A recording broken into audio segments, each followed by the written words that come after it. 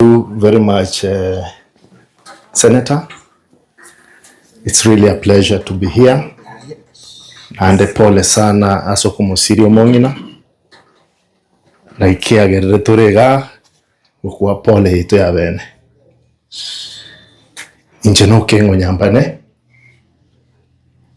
Seito nyaribari chache. Asa koroku amabiria. And for sure, like you have said, I'm running for that seat. And I'm winning it. That's good. Pole sana, Senator. You know I was your competitor. Yes. But Woniga, whatever you decide, honestly, you're my friend, I'll support you.